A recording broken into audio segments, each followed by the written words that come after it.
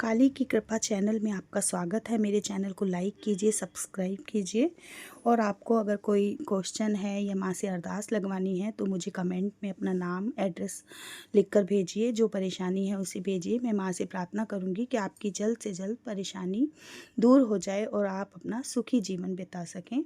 तो अब हम बात करते हैं कि अगर आपके साथ माता काली की योगिनियाँ चल रही हैं, माँ की योगिनियाँ अगर आपके घर में निवास कर रही हैं, तो आपको किस तरह के अनुभव वह कराती हैं, वह आपके क्या-क्या कारज बनाती हैं और आपके किस-किस परेशानी में आपका वो साथ देती हैं और कब तक साथ देती हैं। तो आप अगर आपके घर में माँ काली की योगिनियाँ चल रही हैं, माँ काली चल रही हैं, तो देखिए माँ काली जो हैं वह अच्छे में चलती हैं, बुरे में नहीं चलती हैं। बुरे में वह जब चलती हैं जब कोई तांत्रिक आपके घर में उन्हें भेजता है भोग प्रसाद दे के, तंत्र क्रियाओं के माध्यम से कोई मान लीजिए कोई रिश्तेदार है या कोई भी है जो आपके ऊपर छुड़वा रहा है, तब माँ बुरे में चलती हैं। लेकिन अगर आपने माँ काली को पहले से ही मना रखा है, पहले से ही आप उनके सेवक हैं, आप उनकी पूजा करते हैं, तो माँ काली आपका कभी भी अहित नहीं करेंगी। चाहे माँ काली आपके बुरे में छोड़ी हुई हैं, लेकिन जिस माँ काली की आप पूजा कर रहे हैं, वह माँ आपको सदैव के लिए प्रोटेक्ट करती रहती हैं। जैसे एक हाथ सीधा है और एक तरफ से उल्टा है, उसी तरह से वो नेगेटिविटी चाहे वह कितना भी जोर लगा ले, जब तक आप अपनी पूजा को सही दिशा में करते रहेंगे, अपना मंत्र जाप करते रहेंगे, भोग प्रसाद देते रहेंगे, माँ से बातें करते रहेंगे, माँ पे पूर्ण भरोसा जब आप रखेंगे, तब माँ आपका अहित नहीं होने देगी।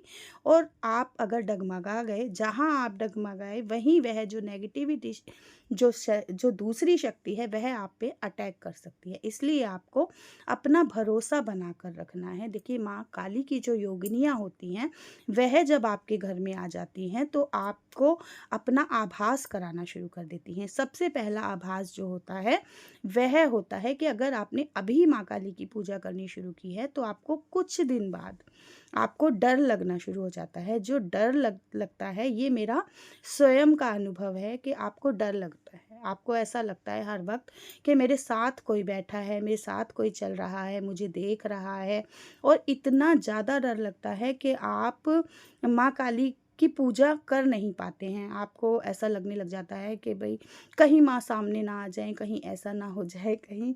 तो ये डर लगना जो होता है ये एक स्वाभाविक होता है, क्योंकि देखिए इतनी बड़ी शक्ति माँ काली, जो कालों की काल है, वो हमारे घर में आई हुई है, वो हमें देख रही है, हमें परख रही है, तो हमें डर तो लगेगा ही लगेगा। और अगर आप डरते नहीं हैं और उसी तरह से आप अपनी पूजा करते चले जाते हैं, तो फिर आपको जो दूसरा अनुभव होता है, वो होता है कि आपको माँ फिर सौम्य स्वभाव में अपने दर्शन देना शुरू कर देती है। आपका डर लगना बंद हो जाता है, आपको डर नहीं लगता है, आप आराम से फिर पूजा कर लेते हैं, आराम से रहते हैं, आपको माँ से डर नहीं लगता, आप माँ के पास बैठते भी हैं, क्योंकि अब आपकी एक परीक्षा ख़त्म हो गई है और अब दूसरी परीक्षा में माँ ने आपको अपने सात्विक रूप में प्यारे से दर्शन देने शुरू कर दिए हैं, डर ख़त्म हो गया है। अब आपको जो दूसरा एक्सपीरियंस, जो दूसरा अनुभव होता है, वो होता है कि आप जब अपने आसन पे बैठते हैं तो आपको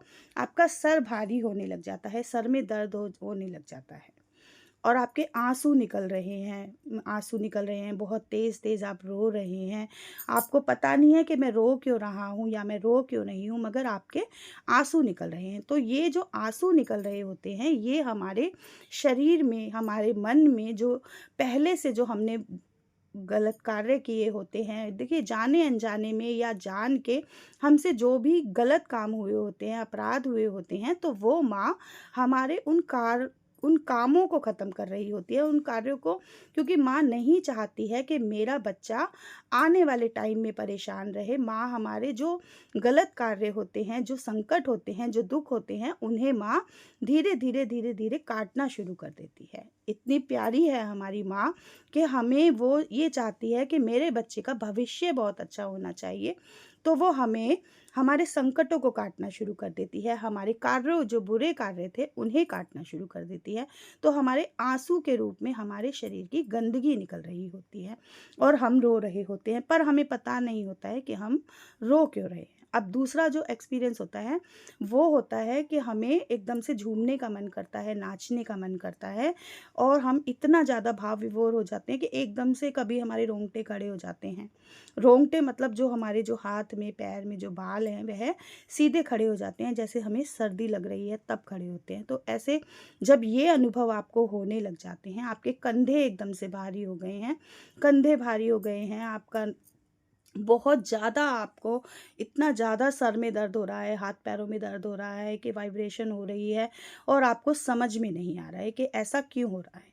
मान लीजिए आपने माता काली की कोई साधना की है, आपने 11 दिन की साधना की है, 5 दिन की साधना की है, 21 दिन की और आपकी तबीयत ख़राब हो जाती है। अचानक से आपकी तबीयत ख़राब हो गई है, आपको बुखार आ गया है, आपके पेट में दर्द हो गया है, आपको भूख नहीं लग रही है। तो ये जो एक्सपीरियंस होते हैं, अनुभव होते हैं, इसमें हमें बिल्कुल भी डरना नहीं चाहिए कि कहीं हमारे साथ कुछ गलत तो नहीं हो रहा। ये गलत के सिम्पटम नहीं होते हैं, ये होता है कि हमें एकदम से जब हमारी तबीयत ख़राब हो जाती है, तो हमारे साथ जो एनर्जी हम जिस एनर्जी की पूजा कर रहे हैं, महाकाली की पूजा कर रहे हैं, तो हमारा शरीर में ऊर्जाएँ आनी शुरू हो जाती हैं। माँ की ऊर्जाएँ, माँ की तरंगें आनी शुरू हो जाती हैं और वो तरंगें जब हमारे शरीर को स्पर्श करती हैं, हमें छूती हैं, तो अभी हमारा शरीर जो है एक तुच्छ शरीर है। एक मिट्टी है, एक मिट्टी का शरीर है और उसे जब इतनी बड़ी शक्ति की तरंगें जब हमें ज़रा-सा भी छूती हैं, तो हमें एकदम से हमारी तबीयत ख़राब हो जाती है और वो जो तबीयत होती है, वो थोड़े ही दिन में ठीक होना शुरू हो जाती है। वो एकदम से आती है तरंगे और वो फिर धीरे-धीरे हफ़्ते में 2 दिन में, 4 दिन में धीरे-धीरे हमारे शरीर में रमना शुरू कर देती हैं। जो शक्तियाँ हैं, जो एनर्जी है वो आ रही है, वह हमारे शरीर में अपनी जगह बनाना शुरू कर देती है। जैसे आप एक कोना वो अपने हमारे शरीर में बना रही है, तो उसी तरह से फिर वो धीरे-धीरे, धीरे-धीरे सब कुछ नॉर्मल होना शुरू हो जाता है। आपके साथ जब योगिनियाँ चलती हैं, तो ये सारे सिम्पटम होने शुरू हो जाते हैं कि आपको भूख भी नहीं लगती। कई बारी ऐसा होता है कि हमें भूख नहीं लग रही है, हमारे पैर में दर्द हो रहा है, हाथ में दर्द हो रहा है और हम घबरा जाते हैं कि कहीं हमारी पूजा किसी गलत दिशा में तो नहीं चली गई। तो यहीं पे हमारे से जो गलतियाँ होती हैं कि हम पूजा बंद कर देते हैं, व्रत करने बंद कर देते हैं, माँ का नाम लेना बंद कर देते हैं। तो ये जो योगिनियाँ होती हैं, ये हमसे नाराज़ हो जाती हैं और ये वापिस अपने धाम को जाने लग जाती हैं। तो हमें डरना नहीं है, घबराना नहीं है और माता काली की जो पूजा हम कर रहे हैं, जाप कर रहे हैं, उसे कंटिन्यू करते रहना है। देखिए, माता काली की 64 योगिनियाँ होती हैं, भैरव बाबा हैं, हनुमान जी हैं। जब माँ काली आती हैं, तो माँ के साथ ये सारी शक्तियाँ हमारे घर में निवास करती हैं। तो हमें हर तरह से परखती हैं, हर तरह से देखती हैं, समझती हैं कि ये मेरी माँ के लायक भी है, माँ की पूजा करने लायक भी है। तो आपको घबराना नहीं है, माँ की पूजा करते रहना